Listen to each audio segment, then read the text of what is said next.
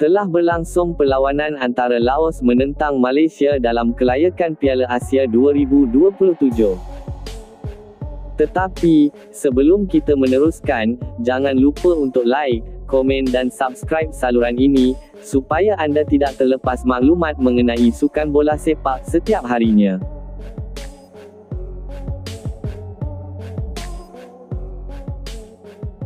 Perlawanan antara Laos dan Malaysia pada kelayakan Piala Asia 2027 berlangsung di Stadium Nasional Laos Baharu. Tuan rumah Laos memakai baju merah, manakala Malaysia memakai baju kuning.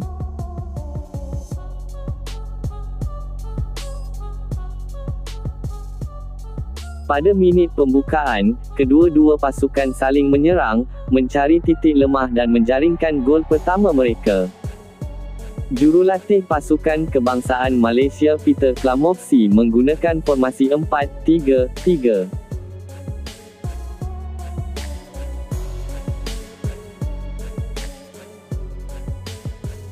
Pada minit ke-8, pemain pasukan kebangsaan Malaysia Arif Aiman Hanafi hampir membolosi gawang, namun rembatan kencangnya berjaya diselamatkan penjaga gol Laos. Tidak mahu ditenggelami oleh pasukan kebangsaan Malaysia, jurulatih Laos itu segera mengubah strategi untuk menahan gempuran serangan daripada penyerang pasukan kebangsaan Malaysia.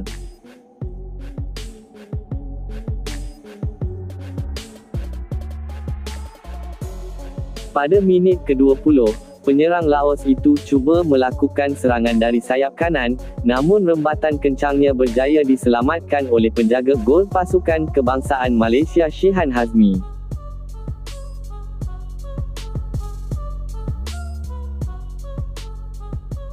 Pasukan kebangsaan Malaysia berpeluang lagi mengancam gawang Laos. Pada minit ke-41, Romel Morales menerima hantaran cantik Arif Aiman Hanafi, namun rembatannya masih mengenai palang.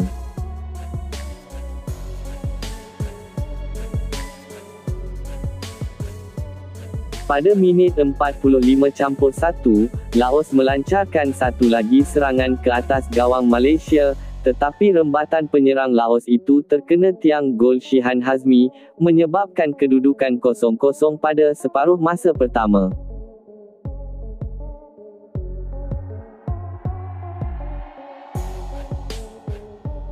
Memasuki separuh masa kedua, jurulatih pasukan kebangsaan Malaysia Peter Klamofsi melakukan sedikit perubahan formasi. Arif Aiman Hanafi terpaksa bermain lebih di bahagian tengah bagi memudahkannya hantaran kepada Romel Morales.